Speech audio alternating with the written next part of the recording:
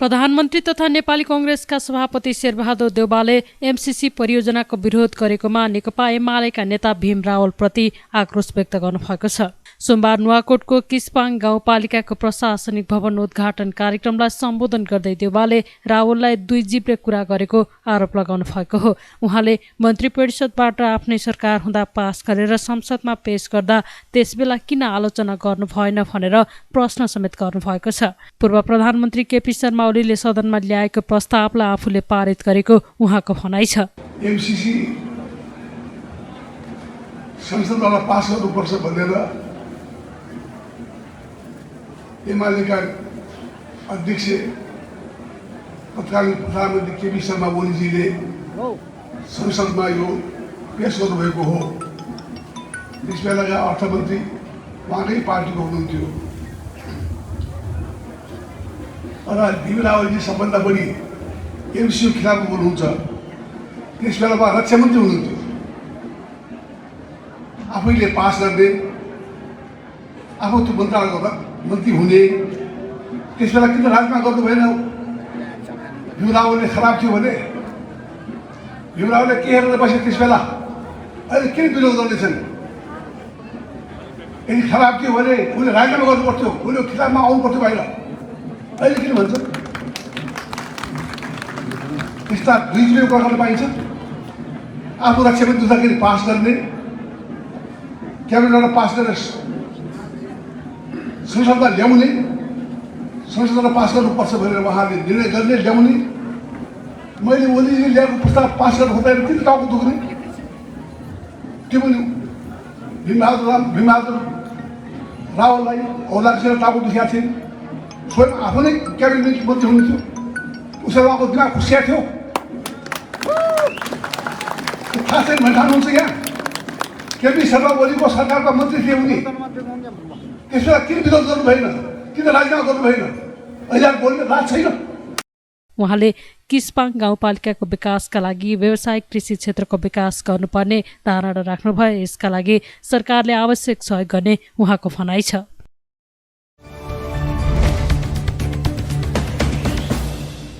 सत्तारूढ नेकपा माओवादी केन्द्रका अध्यक्ष पुष्पकमल दाहाल प्रचण्डले अर्ली इलेक्सनको अब सम्भावना नभएको बताउनु भएको छ। सोमबार धनगढी विमानस्थलमा पत्रकारसँग कुराकानी गर्दै उहाँले नेकपा एमाले संसद चल्न नदिएकाले अर्ली इलेक्सनको भ्रम फैलाइएको भन्दै त्यो अब सम्भव नभएको बताउनुभयो। संसदको चुनाव नियमित तालिकामै हुने भन्दै दाहालले आगामी 30 वैशाखमा स्थानीय तहको चुनाव घोषणा भइसकेकाले सोही अनुसार प्रक्रिया अगाडि बढ्ने बताउनुभयो। उहाँले सुदूरपश्चिम प्रदेश सरकारमा नेपाली कांग्रेसलाई पनि संलग्न गराउने सहमति भइसकेको बताउनुभयो।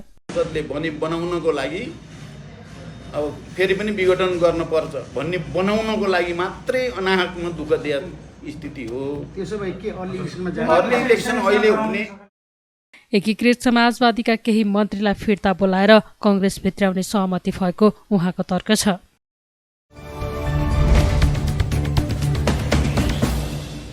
नेपाली कांग्रेसका नेता प्रकाशमान सिंहले नागरिकले सहज रूपमा न्याय पाउन नसकेकाले प्रधान न्यायाधीश चोलेन्द्र शमशेर जबरा विरुद्ध महाभियोग लगाउनु परेको बताउनु भएको छ। सोमबार काठमाडौँको मीन भवनमा आयोजित कांग्रेसको 1 महिने घर घर जाउँ कांग्रेस जिताउँ अभियान अन्तर्गतको कार्यक्रममा नेता सिंहले न्यायालयको नेतृत्व गरेको व्यक्ति असफल भएपछि न्यायालय सुधारका लागि महाभियोग लगाउनु परेको बताउनु भएको हो।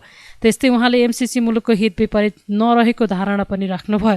कांग्रेस कार्यकर्ताले जनताको घर घरमा पुगेर एमसीसी महाभियोगका विषयमा फैलाइएका अनावश्यक भ्रमबारे बुझाउनु पर्ने उहाँको भनाइ छ। एमसीसी राष्ट्रघाती छैन, यो नेपालको हितमा छ र चाहिँ नेपाली जनताको हितमा भएको कारणले गर्दाखेरि हामीले चाहिँ के छ भन्दाखेरि पार्लिमेन्टबाट यसलाई अनुमोदन हामीले चाहिँ गर्यौँ।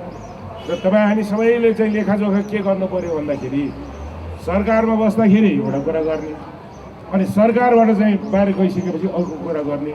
यसरी चाहिँ के छ भन्दाखेरि राष्ट्रको हितको लागि त्यस्ता चाहिँ अत्यन्तै महत्त्वपूर्ण परियोजनाहरूमा खेलवाड गर्न चाहिँ पाइँदैन भन्ने कुरामा हामीले चाहिँ भन्न चाहिँ सक्दैनौँ।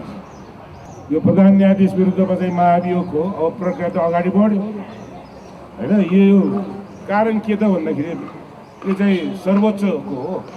अहिलेको चाहिँ अवस्था के छ कि आम नेपाली जनताले चाहिँ सर्वसुलभ तवरबाट चाहिँ न्याय प्राप्त गर्ने चाहिँ पाइरहेको छ। त्यसमा चाहिँ के हो भन्दाखेरि त्यसको लिड गर्ने भनेको के हो भन्दाखेरि प्रधान न्यायाधीशजीको चाहिँ के हो भन्दाखेरि यसमा यो चाहिँ जुन पदको यो चाहिँ गरिमा अनुसार र चाहिँ प्र्याक्टिस अनुसार यो चाहिँ जुन स्वतन्त्र न्यायालयलाई चाहिँ अगाडि बढाउनु पर्नेमा उहाँको चाहिँ कमी कमजोरी देखेको हुनाले हामीले चाहिँ 21 बुँदे यो चाहिँ के छ भन्दाखेरि महाभियोग चाहिँ यो चाहिँ के छ भन्दाखेरि प्रस्ताव चाहिँ पार्लियामेन्टमा चाहिँ भएको छ र त्यसमा प्रोसेसमा जान्छ र प्रोसेसमा गइसकेपछि त्यसको रिजल्ट चाहिँ तपाईँहरूले चाहिँ सुन्नुहुनेछ। मैले यो कुरा किन भनिरहेको छु त भन्दाखेरि तपाईँहरूले सोध्न फेरि किन गरेको यो भनेर यो चाहिँ के छ भन्दाखेरि स्वतन्त्र न्यायालयको हालत के छ भन्ने कुरा त देख्यौँ। त्यसलाई करेक्सन गर्नुको लागि यो चाहिँ जसले चाहिँ लिड गरिरहेको छ प्रधान न्यायाधीशले गर्नुपर्ने जिम्मेदारी बोक्नुपर्ने जिम्मेदारी इमान्दारिताका साथ गर्नु नसकेको कारणले चाहिँ गरेको भन्ने कुरालाई पनि म यहाँ चाहिँ भन्न चाहन्छु। नेता सिंहले कङ्ग्रेस मुलुक र जनताको हित सोच्ने पार्टी भएकाले अनावश्यक भ्रमको पछि नलाग्न समेत आग्रह गर्नुभयो।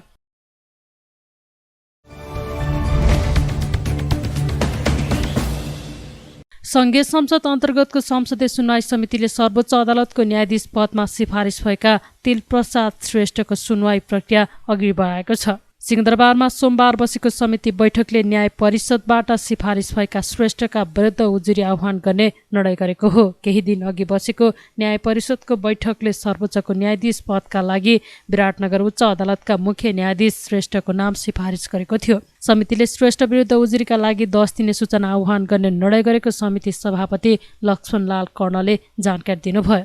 10 दिनको समयपछि श्रेष्ठमाथिको थप सुनवाई अघि बढ्ने सभापति कर्णले बताउनुभयो। आज सर्वोच्च अदालतका न्यायाधीशको पदमा न्याय परिषदद्वारा विराटनगरका उच्च अदालतका मुख्य न्यायाधीश तिलप्रसाद श्रेष्ठजीको नाम सिफारिस भएर आएको छ। त्यसैको लागि आज प्रथम बैठक बसेको हो। प्रथम बैठकमा हामीले कार्यविधि अनुसार संसदीय सुनवाईको कार्यविधि अनुसार 10 दिनको सूचना हामीले जारी गर्नुपर्छ जनरल पब्लिक लगायत सरोकारवालाहरूसँग। त्यो सूचना जारी गर्ने आज हामीले निर्णय गर्यौँ।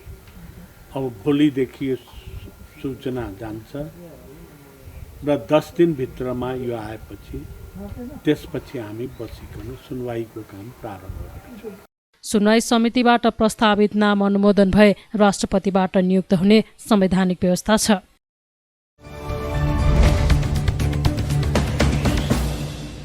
नेपाल विद्युत प्राधिकरणका कार्यकारी निर्देशक कुलमान घिसिङले आफू प्राधिकरणको नेतृत्वमा आएपछि 95% जनतामा विद्युतको पहुँच पुगेको बताउनु भएको छ। सोमबार काठमाडौँको बौद्धमा आयोजित 5 दिने सिद्धि मन्त्र जप साधना कार्यक्रममा घिसिङले यसअघि 60% रहेको विद्युतको पहुँच 95% पुर्याइएको बताउनु भएको हो। उहाँले कर्णालीको विकट ठाउँहरूमा अझै पनि विद्युतको पहुँच पुग्न नसकेको भन्दै छिटै सबै स्थानमा विद्युत पुर्याइने जानकारी दिनुभयो। दूरदराजमा रहेका जनतालाई विद्युत पुर्याउनुपर्छ भन्ने लक्ष्यका साथ प्राधिकरण अघि बढेको उहाँको भनाइ छ। घिसिङले डोल्पा मुगु हुम्लामा विद्युतको पहुँच अझै पनि सहज नरहेको अवस्थामा सबै स्थानमा केन्द्रीय प्रसारणको विद्युत पुर्याउने बताउनुभयो। उहाँले विकट गुम्बामा पनि विद्युतको पहुँच पुर्याउन प्रतिबद्ध रहेको धारणा राख्नुभयो। दूरदराजमा बसेका विकट ठाउँमा बसेका आम जनतालाई विद्युतको पहुँच पुर्याउनुपर्छ भनेर हामी लागेका छौँ।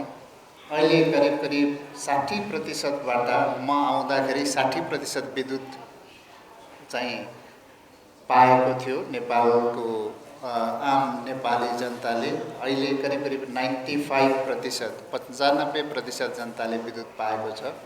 तर पनि अहिले कर्णालीका विकट ठाउँहरू डोल्पा मुगु हुम्लामा विद्युतको चाहिँ पहुँच सहज अझै पनि छैन। हामी अहिले डोल्पामा पनि विद्युत पुर्याउँदैछौँ। हुम्ला डोल्पा मुगु जुम्ला सबै ठाउँमा केन्द्रीय प्रसारणको विद्युत पुर्याउँदैछौँ। सबैले विद्युतको पहुँच पाउनुपर्छ भनेर लास्ट माइल इलेक्ट्रिफिकेसन भनेर हामीले एउटा क्याम्पेन चलाइरहेछौँ। यो चाँडै नै सफल हुनेछ भन्ने मलाई लाग्छ। अब विद्युतको कुरा गर्दाखेरि मलाई वास्तवमा लामा गुरुहरू धेरै जसो गुम्बाहरूबाट मलाई रिक्वेस्ट आउँछ। सिन्धुपाल्चोकदेखि लिएर पहाडी जिल्ला धेरै जिल्लाहरूबाट गुम्बाहरूमा टाढा टाढा गुम्बा हुन्छन्, त्यहाँ गुम्बामा विद्युत पुर्याउनु पर्यो भन्ने चाहिँ रिक्वेस्ट मलाई आउने गरेको छ। मैले सम्भव भएसम्म कुनै पनि गुम्बामा, एकदमै विकट गुम्बामा पनि विद्युत पहुँच पुर्याउनुपर्छ भनेर सबैलाई निर्देशन दिने गरेको छु। विद्युत पुर्याउने जुन हाम्रो गुम्बाहरूमा विद्युत नभएको कारणले जुन कठिनाइ छ त्यसलाई चाहिँ हामीले विद्युत पुर्याएर सहज बनाउनुपर्छ भनेर हामीले एउटा कार्यक्रमै पनि राखेका छौँ। यदि तपाईहरूलाई कतै हाम्रो ग्रिड नजिक छ तर गुम्बामा पुगेको छैन भने हामीलाई जानकारी गर्नुहोला। सकेसम्म हामी हरेक गुम्बामा विद्युत पुर्याउने चाहिँ मेरो पनि लक्ष्य हो। 5 दिने सिद्धि मन्त्र जप साधना कार्यक्रम अन्तर्गत चैत 2 गतेसम्म 10 अर्ब पटक सिद्धि जप वा अभ्यास तथा डोल्पो बुद्धबाट दीर्घायु सशक्तिकरण र 1 लाख तोक्स पूजा चैत 3 गते हुने भएको छ। डोल्पो बुद्ध गुरु राना टुल्कु रिन्चेन रिम्पोले 5 अवतारी लामाका अनुसार नेपाल लगायत विश्वभरको महामारी रोग र अनिकालको विषम परिस्थिति सबै निर्मूल भई सबै ठाउँमा मङ्गल हुनुको निम्ति लाखौँ गुणा महिना अथवा रिसद प्रतिहार्य महिनाभित्र सिद्धि मन्त्र जप साधना आयोजना गरिएको हो। हरेक वर्ष यस पूजाको समयमा 10 अर्ब पटक सिद्धि जप तथा अभ्यास, 1 लाख पटक तारा जप तथा अभ्यास, 10,000 पटक महाकाल र 1 लाख पटक छोग अर्पण पूजा हुने गर्दछ।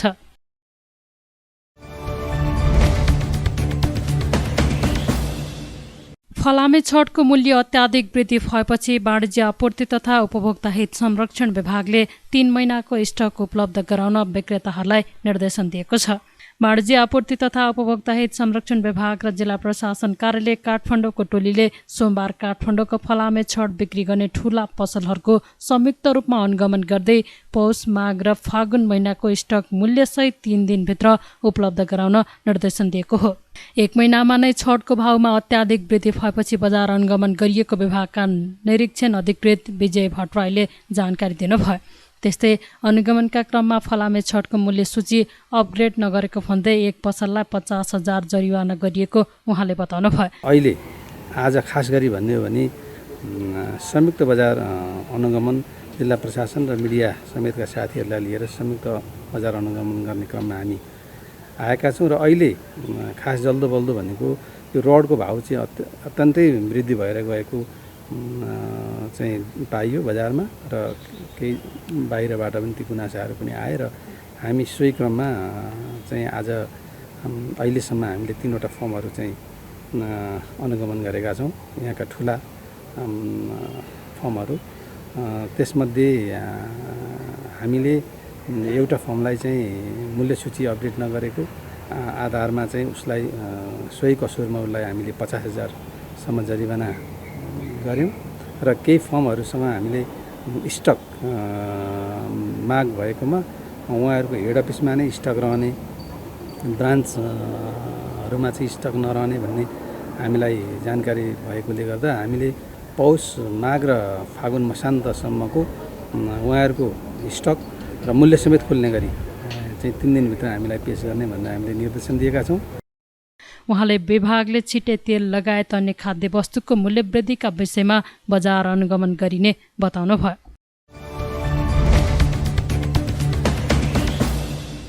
नेकपा एमालेका वरिष्ठ उपाध्यक्ष ईश्वर पोखरेलले आगामी निर्वाचनमा एमाले एक्लैले बहुमत प्राप्त गर्ने दावी गर्नुभएको छ।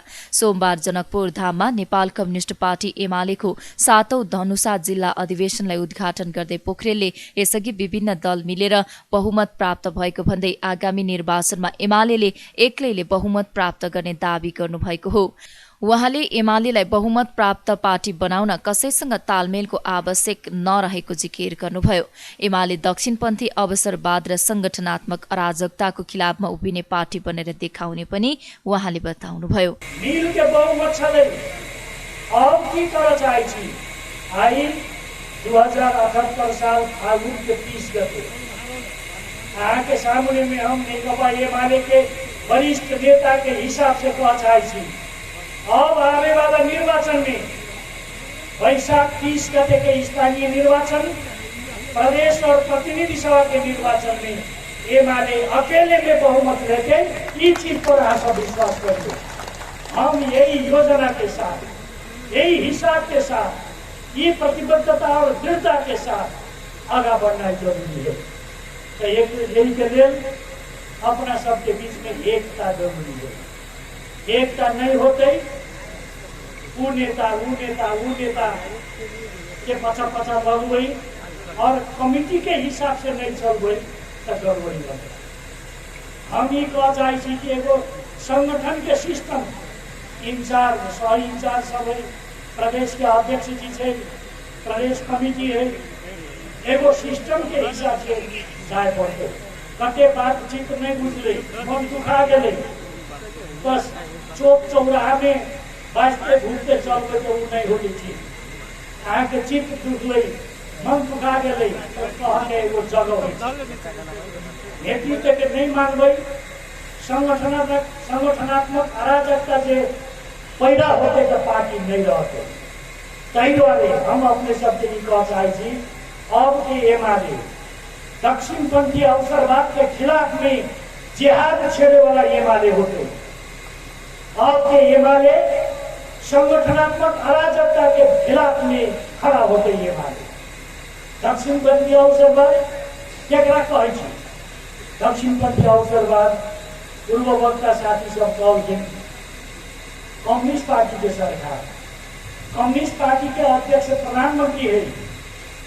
अब कम्युनिस्ट पार्टी के लोग सब कांग्रेस से मिल के कम्युनिस्ट पार्टी के प्रधानमंत्री का हटबै छै, सर्वोच्च अदालत में जाके मुद्दा दै छै, शनाखत करे छै, कांग्रेस के सभापति के कहे छै प्रधानमंत्री बन जाओ हजूर। ये दक्षिणपंथी अवसरवाद के नंगा नमूना है, चाहे कोई करे, ये नंगा नमूना के खिलाफ में हमरा सबके खबरदारी करना जरूरी है। त्यस्तै पोखरेलले एमालेलाई मजबुत पार्टी बनाई देश विकासतर्फ लाग्नुपर्ने अहिलेको आवश्यकता भएको जिकिर गर्नुभयो।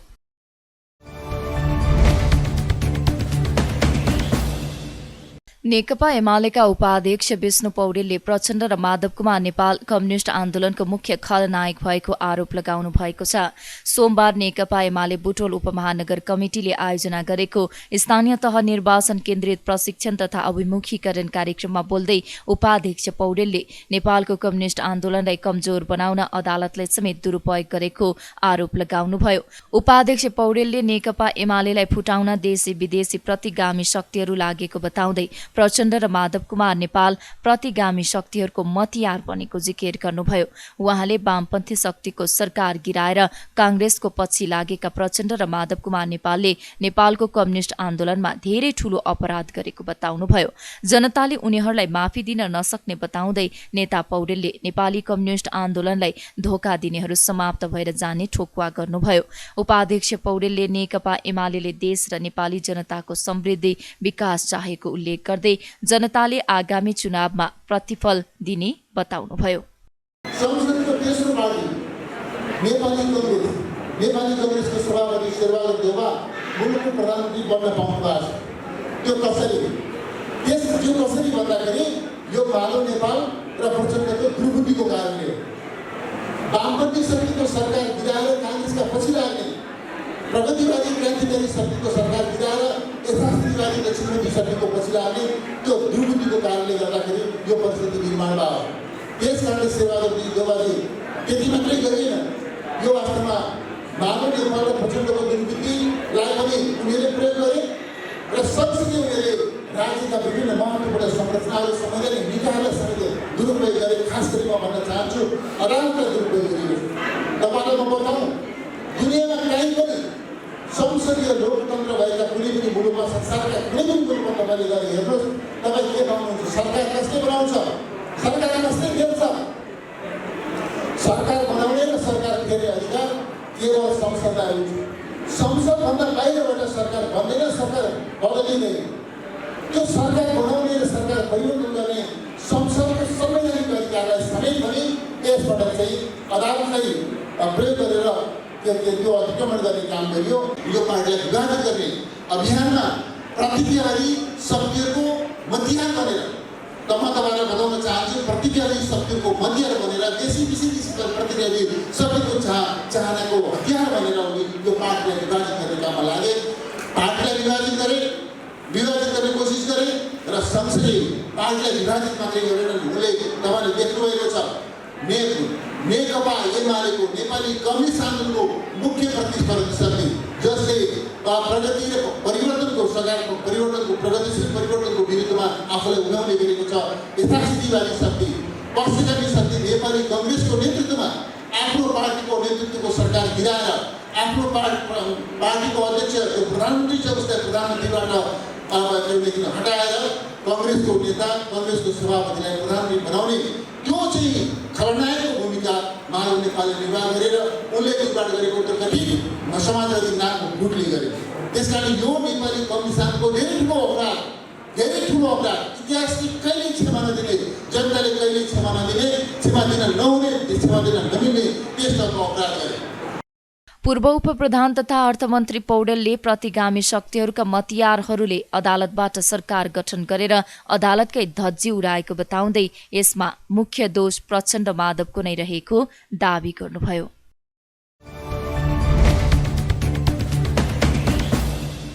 प्रमुख प्रतिपक्षी दल नेकपा एमाले स्थानीय तहको निर्वाचन केन्द्रीय कार्ययोजना निर्माणमा जुटेको छ।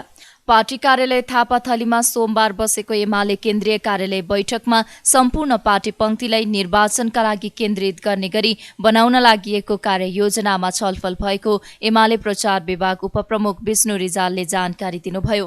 बैठकमा मंगलबार 3 बजे बस्ने पार्टी केन्द्रीय सचिवालयको एजेन्डाका विषयमा छलफल भएको उहाँले बताउनुभयो। सातै प्रदेशमा निर्वाचन केन्द्रित प्रशिक्षण र अभिमुखीकरण कार्यक्रम सम्पन्न गरेको र छिटै पार्टीका अरू तहका बैठकहरू आयोजना गरेर सम्पूर्ण पार्टी पंक्तिलाई निर्वाचन केन्द्रित गरिने रिजालले बताउनुभयो। त्यस्तै उहाँले पोलिट ब्युरो तथा केन्द्रीय कमिटी बैठकको तयारीका बारेमा पनि छलफल भएको जानकारी दिनुभयो। हाम्रो पार्टी नेकपा एमाले केन्द्रीय कार्यालयको बैठक आज महासचिव शङ्कर पोखरेलको अध्यक्षतामा सम्पन्न भएको छ। बैठकले भोलि 3 बजे आयोजना हुने पार्टी केन्द्रीय सचिवालयको बैठकका एजेन्डाहरूको बारेमा छलफल गरेको छ। हामी अहिले निर्वाचनको तयारीमा छौँ। सातै प्रदेशमा निर्वाचन केन्द्रित प्रशिक्षण तथा अभिमुखीकरण कार्यक्रमहरू सम्पन्न गरेका छौँ र छिटै हाम्रो पार्टीका अरू तहका बैठकहरू पनि आयोजना गरेर सम्पूर्ण पार्टी पंक्तिलाई निर्वाचनमा केन्द्रित गर्ने गरी कार्ययोजना बनाउन गइरहेका छौँ।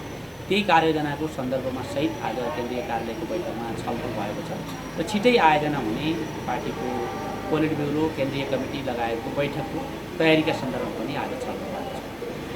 पछिल्लो राजनीतिक अवस्था तथा आसन्न स्थानीय तहको निर्वाचनको विषयमा छलफल गर्न एमालेले चैत्र 9 र 10 गतेका लागि बैठक बोलाएको छ भने केन्द्रीय कमिटी बैठक अघि मंगलबार सचिवालयको र चैत्र 7 गते पोलिट ब्युरो बैठक बस्ने तय भएको छ।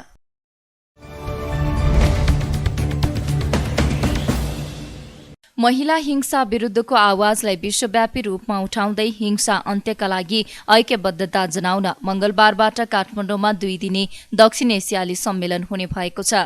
वुमन एनजीओ फेडरेशन, राष्ट्रिय मानव अधिकार आयोग, राष्ट्रिय महिला आयोग, एभ्री वुमन नामक संस्थाको संयुक्त आयोजनामा हुने उक्त सम्मेलनमा महिला हिंसाका विविध पाटोलाई उजागर गर्दै हिंसा पीडितको न्यायमा पहुँच कसरी पुर्याउन सकिन्छ भन्ने बारेमा जोड दिइने सोमबार आयोजित पत्रकार सम्मेलनमा जानकारी गराइएको छ।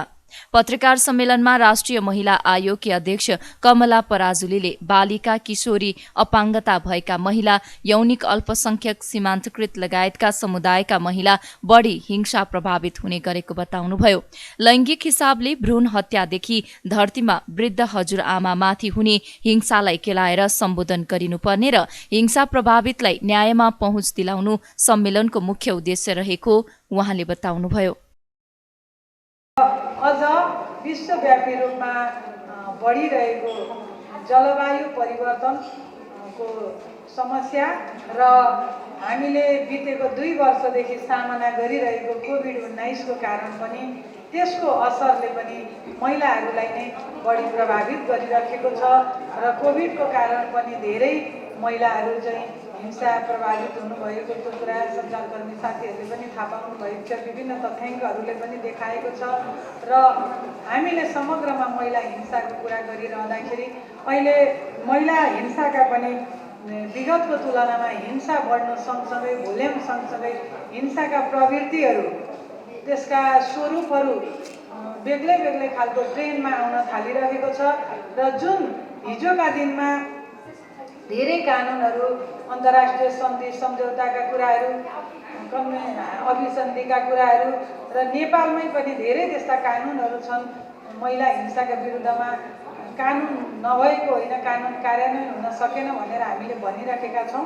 तर त्यति हुँदाहुँदै पनि अहिले जुन नयाँ प्रवृत्तिका नयाँ ट्रेन्डका हिंसाका कुराहरू आइरहेका छन् जसलाई कानुनले पनि समेट्न र सम्बोधन गर्न नसकिरहेको अवस्था छ, जुन कुरा राष्ट्रिय महिला आयोगले पनि हामीले पनि फेस गरिरहेका छौँ।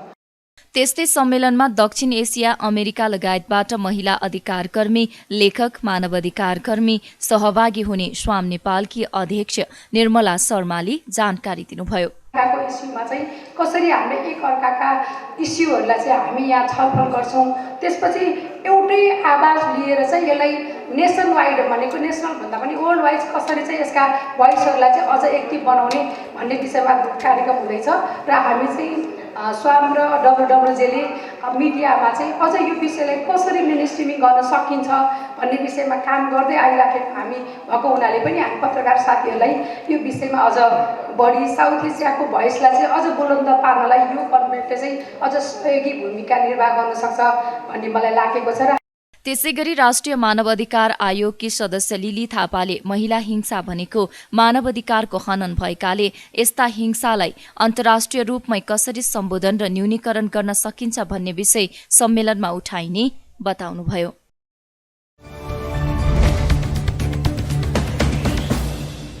नेपालमा थप 58 जनामा कोरोना संक्रमण पुष्टि भएको छ।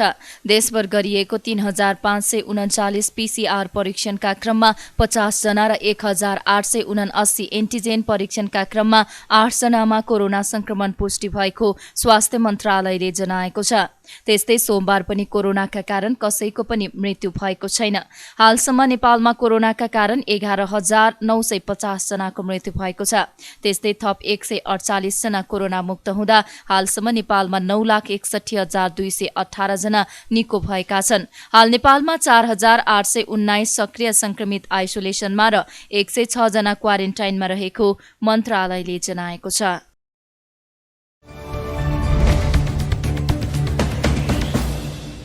जिल्ला प्रहरी कार्यालय उदयपुरको नवनिर्मित भवनको निर्माण कार्य सम्पन्न भएसँगै सोमबार उद्घाटन भएको छ। 2 वर्ष अघि निर्माण सुरु गरिएको भवनको निर्धारित समयमै निर्माण सम्पन्न भएको हो। कुल 9,49,96,668 रुपैयाँको लागतमा निर्माण गरिएको सो भवन भूकम्प प्रतिरोधी तथा अपाङ्ग मैत्री रहेको छ। नेपाल प्रहरीको ब्यारेक, हिरासत, स्टोर इन्चार्ज र सिनियर अफिसर क्वार्टर, नागरिक सहायता कक्षको लागि छुट्टा छुट्टै भवन र 3 तले प्रशासनिक भवन निर्माणको जिम्मा आशिष आशीर्वाद जेबी उदयपुरले लिएको थियो। नयाँ भवनमा पहिलो पटक बाल न्यायिक हिरासतको व्यवस्था गरिएको छ भने महिला र पुरुषलाई छुट्टा छुट्टै एट्याच शौचालय सहितको न्यायिक हिरासत राखिएको छ। जिल्लाभर रहेका 38वटा प्रहरी युनिट मध्ये देशमा शान्ति स्थापना भए पश्चात 10वटा भवनको पुनर्निर्माण सम्पन्न भएको छ भने 2वटा निर्माणाधीन अवस्थामा रहेको जिल्ला प्रहरी कार्यालय उदयपुरले जनाएको छ। नवनिर्मित भवनको सोमबार एक विशेष समारोहका बीच प्रहरी महानिरीक्षक शैलेश थापा छेत्रीले उद्घाटन गर्नुभएको हो। नवनिर्मित भवनहरूको उद्घाटन तथा निरीक्षणपछि कार्यक्रमलाई सम्बोधन गर्दै प्रहरी महानिरीक्षक थापा छेत्रीले नयाँ भवनको निर्माणमा प्रत्यक्ष अप्रत्यक्ष रूपमा सहयोग पुर्याउने सम्पूर्णमा धन्यवाद दिँदै नयाँ भवनबाट पाउने प्रहरी सेवाको आशा जनतामा पनि बढ्ने भएकाले प्रहरीले प्रदान गर्ने सेवाको गुणस्तरीयतालाई अझ प्रभावकारी बनाउनु पर्नेमा जोड दिनुभयो। हाम्रो पेसा नै त्यस्तो हो कि हामी चाहिँ मिस्टेकका कारण के हुन्छौँ त भन्दा मूल्याङ्कित हुन्छौँ। दुवै चिज सँगसँगै राखेर हेरिँदैन। 364 दिनसँग त्यो गाउँमा पुलिसले गस्ती गरेको कारण चोरी भएन भन्ने कुरोको चाहिँ कतै काहीँ उल्लेख हुँदैन।